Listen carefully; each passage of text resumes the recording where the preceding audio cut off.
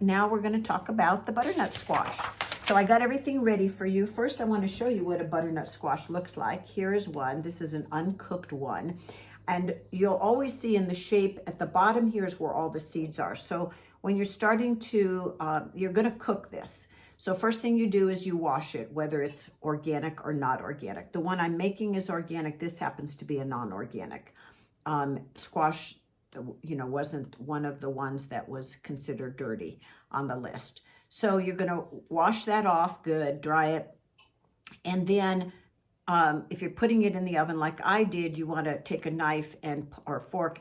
Knife is probably better, but be careful because they're so hard, and poke it so that the thing doesn't explode in the oven, which it can do. Anything, even a potato can. So, and know that at this end is your seeds. So when it came out and it cooled down, then I took all of the skin off.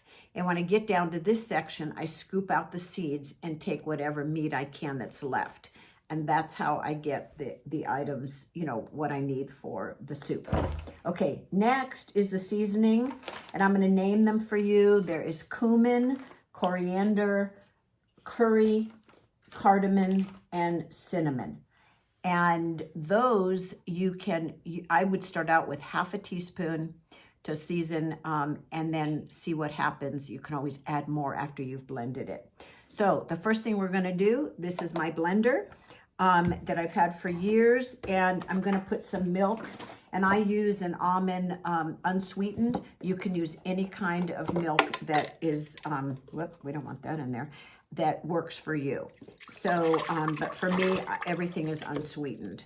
So I put some milk in there, and I'm looking at, this is how beautiful, I'm looking at how much of the butternut squash I got from that one that I cooked, which is about the size of the one that you saw. And it's a beautiful color. Remember, the more colors you eat in your diet, the healthier you will be.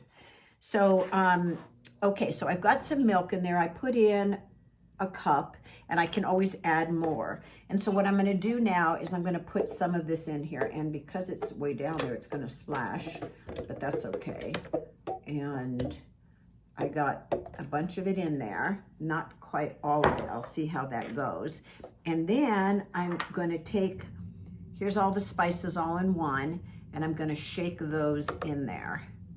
And again, it's about a half a teaspoon you wanna start out with each of them. And then you wait and see what happens. And then all we're gonna do is turn around and blend this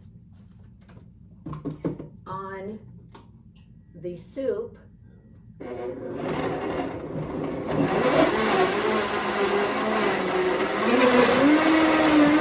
on, this is louder than I thought.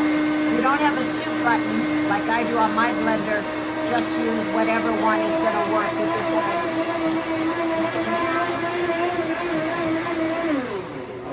I'm gonna quit on that, and you can see what it looks like in there. And I'm gonna take a taste to see if it tastes the way I want it to. Do you see the texture of it? It's almost like a milkshake.